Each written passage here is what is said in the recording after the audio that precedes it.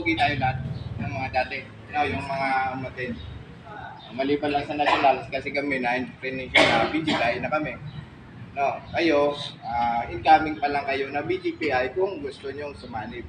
Kaya sinasabi ni CNP na sasalain natin yung magiging membro para lahat ng mga membro ay makinabang kung ano yung mga benepisyo ng organisasyon. Bakit ko ito i-ano ko? Siguro i-ano ko yung topic ko sa benepisyo ng organisasyon ng membro ng mga membro ng organisasyon. Kung ano yung magiging benepisyo natin. Kasi ano naman tayo? Aminado naman tayo bakit tayo sasali sa isang samahan. Siguro yung iba gustong makipag-socialize. May mga barkada tayo nakasali. Yung iba gustong makatulong. Kasi ang organisasyon ng Guardians naman, ang adikain naman yan sa kalayunin ay makatulong sa kapwa Guardians. Unahin natin yung kapwa Guardians. Susunod na yung sa mga ibang pwede nating tulungan sa komunidad. Kasi yun naman ang ano natin eh. Siguro, member first muna tayo. Kung sa amin sa trabaho, sa construction ako ay safety first, siguro, pwede siguro yun. Member first muna tayo. Yun yung tutulungan natin. I-implement natin. Kasi, sa dami nating nakikita na grupo ng Guardians, nakikita mo yan, kung ano-anong mga ginagawa sa labas, pero yung kapwa member nila, hindi nila matulungan. Kaya pinapanukala ko sa ECO na magiging tutok muna tayo sa pangangailangan ng Guardian. Kaya palagi sinasabi ni CNP, sasalain natin yung mga magiging membro ng papasok sa ating BGPI. No. Pwede ba akong umupo para hindi makita yung malaki kong tiyan? Upo na lang. Pwede ba? Supreme mo daw. Sige. Nakikita naman yung ano ko, di ba? Ganito na lang, no? May sinulat ako kanina dito. Natapik ko yung kahalagahan ng pagiging active member ng BGPI. Ano ba yung active? Iba yung magiging membro ka lang, saka magiging active. Unang ano ng pagiging active, pinaliwanag na ni Supremo Bok. Yun yung mga ano natin, rules and regulation ng Guardian. Ano pa yung sumunod na magiging active ka? Depende yan sa chapter president nyo, sa inyo. Magkakaroon ng kasi dito sa red book, kung nakita nyo yan, may active sa inactive. Bakit ko ini-emphasize mismo yung active? Kasi yung active member lang, yung makakatanggap ng benepisyo na magagaling sa organisasyon. Kasi ikaw active, yung iba hindi active, parang hindi siya pantay. Diba? Yun yung in-implement natin dito sa national. Kung mapapansin nyo, kaming national lahat, dumaan kami sa process ng pagdodoktrina bilang Guardian. Kasi bago nga ito eh. Kaya sinunod namin yung pagpuproseso bilang maging bagong Guardians namin. Kaya nag-contribute din kami kung ano yung mga kailangan natin. Nagpatatat tayo, nag-Guardians Point tayo. Kaya lagi naming mini-meeting na palagi nating unahin yung membro na aktibo sa ating samahan. Sana hindi mangyari yung ano, pero pinaliwanag ni Supremo Bok, sana hindi mangyari yung sasabihin natin na tatanggalin. Kasi kaya nga, kung mapapansin nyo yung national, ang daming grievance. Bakit may grievance tayo? Kaya nga pinaliwanag ko nung unang ng meeting natin sa national, yung grievance kasi, ang trabaho niyan, kung sa barangay may mga lupon taga-pamayapa, sila yung magiging lupon taga-pamayapa natin. Bawat chapter magkakaroon din ng lupon grievance yan. Sila yung magiging taga-pamayapa doon sa mga membro ng chapter, bawat chapter. Sana hindi na mangyari yon kasi kung susundin lang natin yung mga rules and regulation ng bilang BGPI, hindi naabot tayo sa mga ganun. Kaya wag na natin bigyan ng masyadong trabaho yung mga grievance. No, para at least buo tayo. Sige, okay na yun. Tututok lang ako doon sa ano yung active members. Sinasabi ko, sana yung mga binasa ni Bok, ni Supremo Book. Yun, isa yun sa katangian ng magiging active members tayo. Pangalawa, sana yun sa chapter, kung ano yung mapagkasunduan yung monthly dues, yun yung susundin nyo. Sa chapter nyo yan, hindi sa amin manggagaling doon sa national. Kami, titingin lang sa bawat chapter. Kaya yung chapter nyo ang magdidesisyon kung magkano yung magiging monthly dues nyo. Pangatlo, magkakaroon ng emergency contribution. Voluntary saka compulsory. Ano ibig sabihin ng voluntary? Yung loob. O kusang loob lang yun. Depende sa case yun. Pero papanukala ko nga kung depende pa rin sa chapter nyo kasi tayo dito hindi kami ang magdidikta sa inyo eh. Kayo ang magbubuo ng sarili nyong rules doon sa chapter nyo. Kami mag-a-approve lang. No, kung basta't maganda yung ipapanukala nyo sa chapter na makakatulong sa kapwa membro nyo. Halimbawa, yun sa may namatayan, hindi lang natin gusto, no? Sa chapter nyo, siyempre, mangangailangan tayo ng tulong sa bawat chapter, saka sa mga sa national. Ano bang target nyo na tulong na manggagaling sa ibang chapter? Gusto nyo na ba na ganito lang may ibibigay, ganito lang ibibigay? Kaya ang pinapanukala namin sa national, bawat chapter, pag halimbawa sa kabilang chapter ay may nangangailangan ng tulong, namatayan na, active member active member. Pag sinabing active, nagko-contribute, umaattend sa meeting, sumusunod, walang nilalabag na mga regulasyon ng guardians, depende sa chairman, sa president nyo, chapter president, kung sabihin kayong active o inactive. Doon ang manggagaling kung halimbawa, kayo may membro kayo sa chapter na nangangailangan ng tulong, magsisimula yun sa council sa budget 7 nyo. O ito, active to, papadala natin sa national, kailangan ng tulong to. Halimbawa lang namatayan. Lahat ng chapter, obligadong magbibigay ng tulong sa chapter na namatayan. Pinag-usapan namin, halimbawa, doon sa chapter ng ganito, Scorpion, ang nakatuka sa kanila, sinasabi kong nakatuka, pero ang ibig sabihin yun, napagkasunduan nila na bawat may namatayan sa ibang chapter, ang itutulong nila 500 pesos.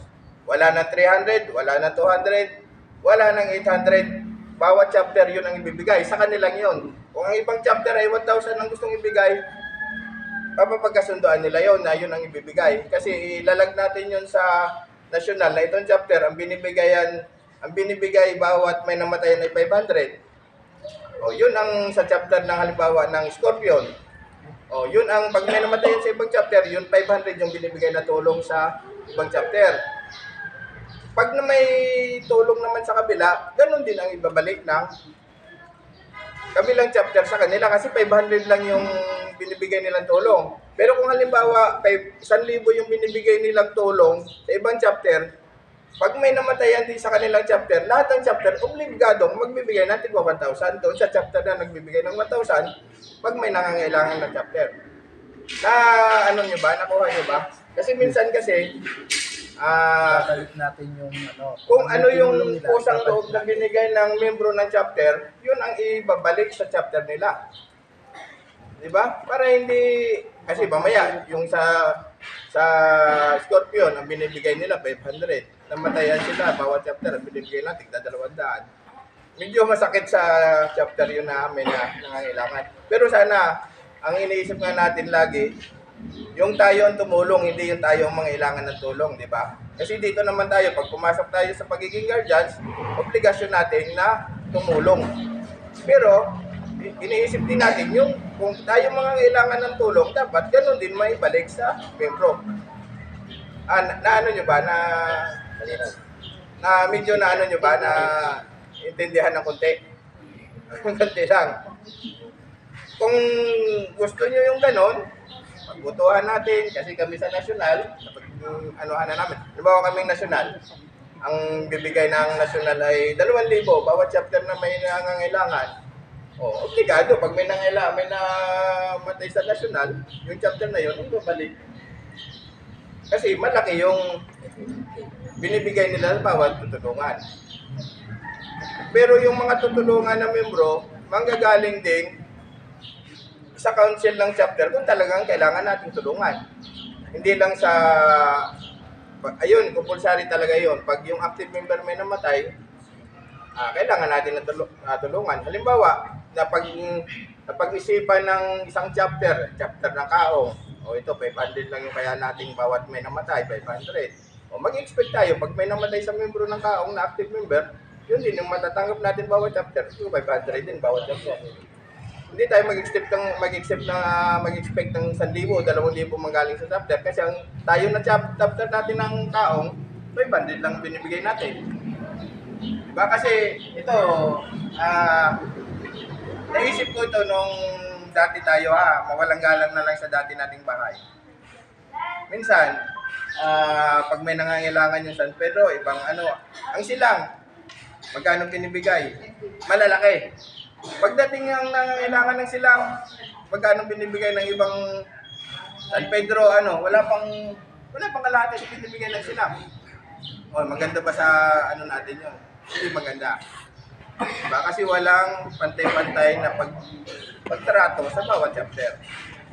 Diba? Sana tayo, kung sinasabi ni CLP na lahat tayo ay leader, lahat walang boss, pantay-pantay, gawin natin sa umpisa yung pantay-pantay na pagtrato, pantay-pantay na pagtulong sa mga bawat membro ng guardian.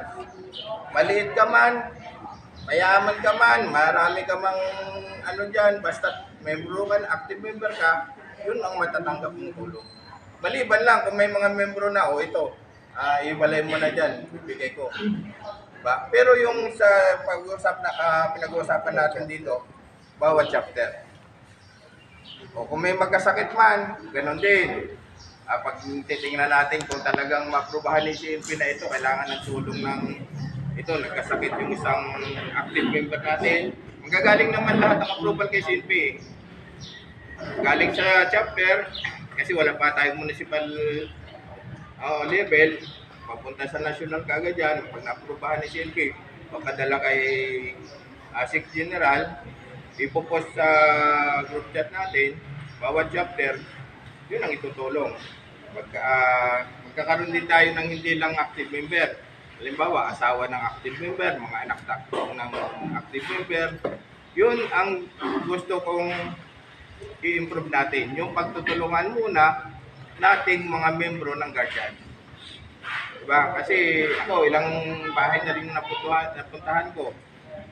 Siyempre, tayo, pakitang gilas, kung ano-ano, punta tayo sa feeding, kung saan-saang lugar. Samantala yung mga membro natin,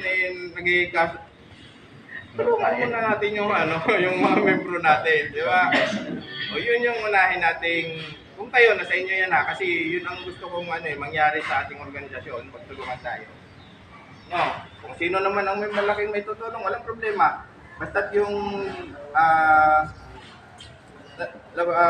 taos sa puso na pagtulong. Pero yung sinasabi ko nga na bawat chapter, at least, sana, kung okay sa inyo, ma-implement natin yun.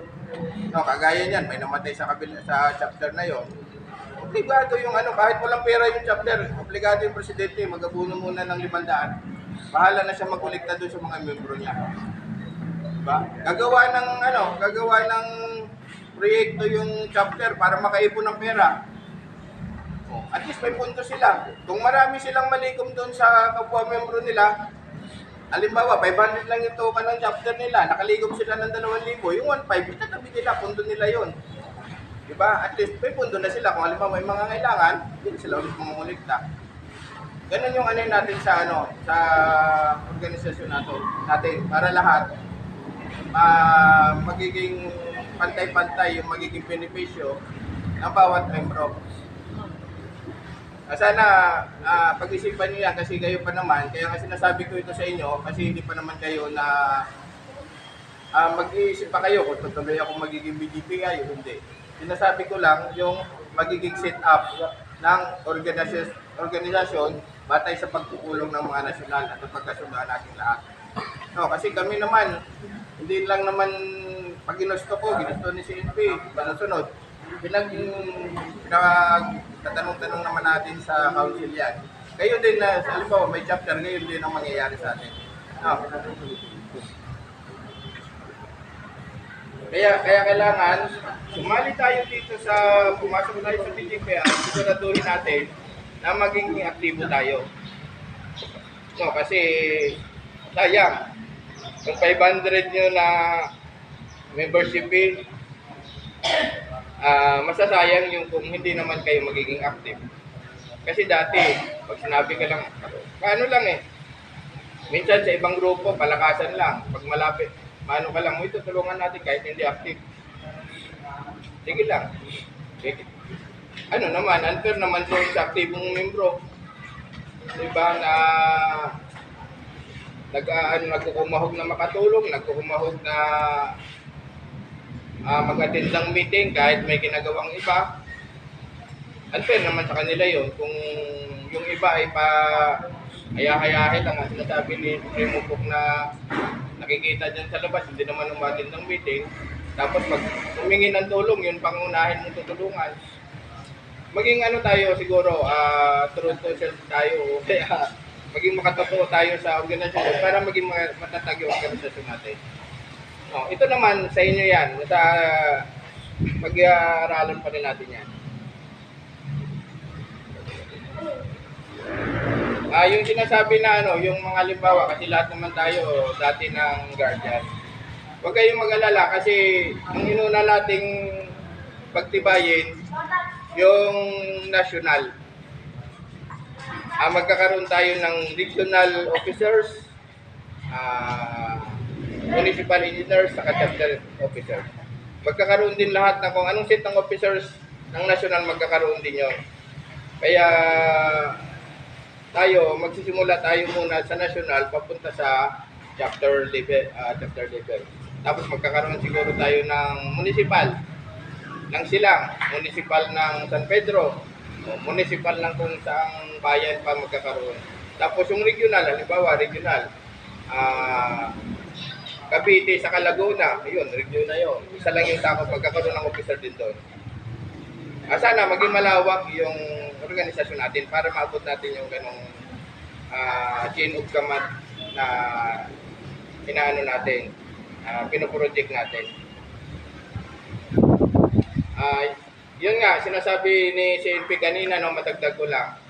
Bakit mahalaga yung pagiging membro natin sa ngayon? Kasi saka yung magiging attitude ng membro, magiging trabaho ng grupo sa mga darating na papasok ng membro. Kasi tayo sana hindi tayo mamilit o pasok na yung ganito ganyan. Hayaan natin silang makita tayo na maganda yung ginagawa natin, saka sila pumasok. Para walang pagsisisi. O kayong, baka sabihin, ipinilit lang ako niya, kaya pumasok din. Gusto ko lang tatak. Parang pangit tingnan. Kasi ako, pumapasok ako sa guardian yung unang-una ko, kasi nakita ko maganda yung gawain nila. Gusto ko makatulong, gusto ko makagawa din ng mabuti sa kapwa. Kaya pumasok ako.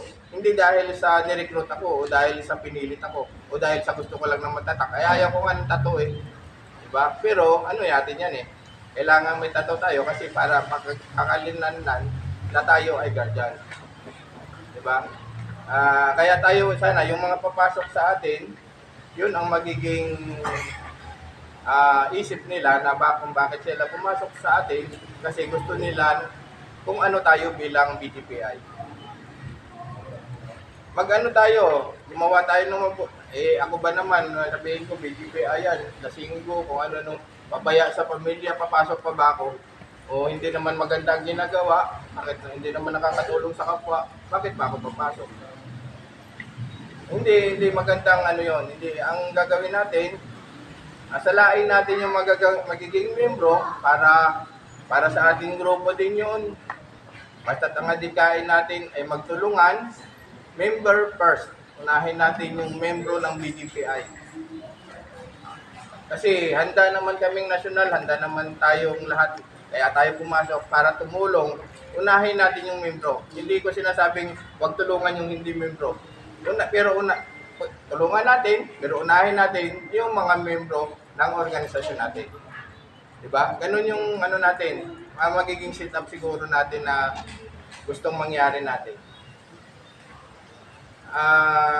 Isa pa, idagdag ko lang doon sa sinabi ni Supremo Book doon sa pagiging guardian. Tama yun lang. Yun lang naman ang sinabi natin. Tatlo lang naman yan eh. Kahit nung nag-aaral pa tayo, yun ang sinasabi. Makatao, makabayan, makadiyos. Lahat na kasi nandoon na yun eh. Pag sinabi kang makatao, mahal mo yung kapwa-tao mo eh. Dahil makatao ka, hindi ka naman makahayop.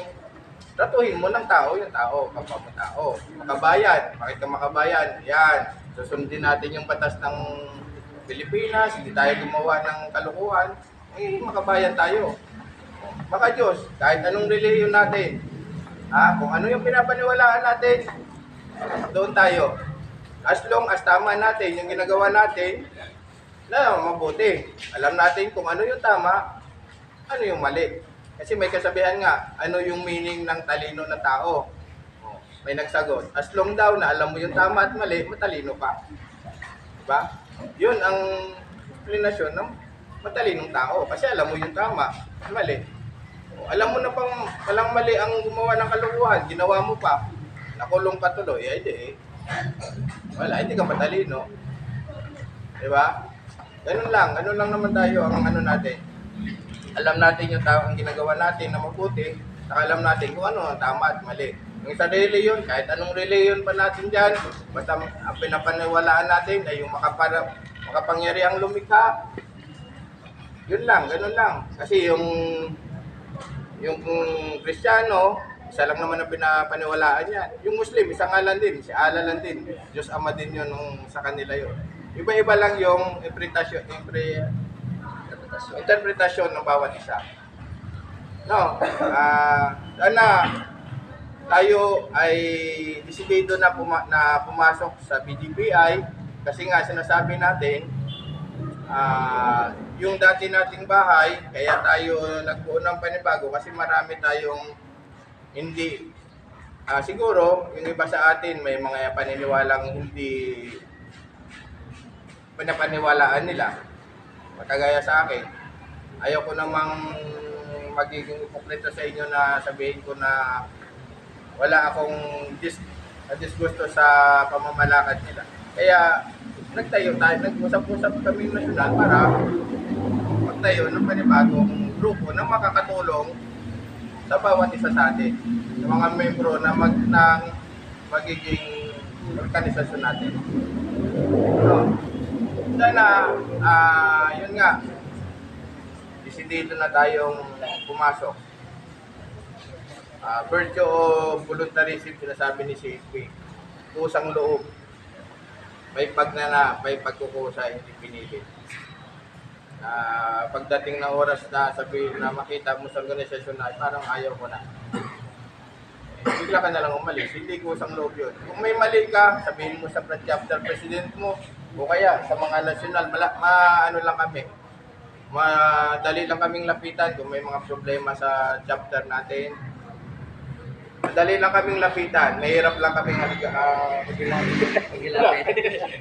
hindi, ano lang, kaya nga ngayon, totoo lang ngayong umaga, kwento ko lang sa inyo, nag-text na ako kay Supremo CMP. Sabi ko, Chairman, pasensya na, baka hindi ako makadalo. Kasi kaninang umaga, pag gising ko, sumama yung loob ko. Nang binipi ako ng asawa ko, mataas yung BP ko. Sabi ko, baka hindi ako makadalo. Pero, medyo gumaan naman yung pakiramdam ko. Tumuloy pa rin kami ni Supremo Itoy. Para lang makita rin kayo at yun nga, ma-explain ko yung dapat ko rin i-explain. Kasi gusto ko rin maliwanagan ng mga papasok na membro kung ano yung mga adikain naming mga nasyonal. Sana sa mga susunod na kasi pag halimbawa, indoctrination markings, magkakaroon tayo. Hindi na magtatapos doon yung magiging eleksyon natin. Magkakaroon tayo ng schedule para i-election ulit tayo. Para maging palaging buo yung natin, yung paniniwala sa organisasyon na itayo natin. Ang purpose lang natin dito, magtulungan tayong mga membro. Kung sino mga ngailangan, magtulungan tayo. Basta't nasa tamang, halimbawa, yun nga sinasabi ng mga grey bands. Pag mali yung nangangailangan, tulungan pa rin natin. Pero kung mali siya, mali. Kung tama, ay doon tayo sa tama. Kung mangangailangan ng financial, mag-aagilap tayo ng financial. Nandiyan si Supremo Alex. Yun lang naman ang purpose natin eh. Tulungan natin unahin natin yung mga bawat membro natin. Kaya sana maging aktibo tayo, masunod natin yung pagiging aktibong membro para hindi tayo mawala sa listahan ng mga aktibo na tutulungan natin. May tutulungan tayo. Ay maraming salamat at mukhang binabagyo na tayo. At sana may naunawaan kayo kahit kunti lang doon sa papaliwanag ko. Pasensya na kung medyo nakaupo ako ngayon kasi ayaw ko makita yung tiyan ko. Kaya nakaupo tayo. No. Maraming salamat sa inyo lahat.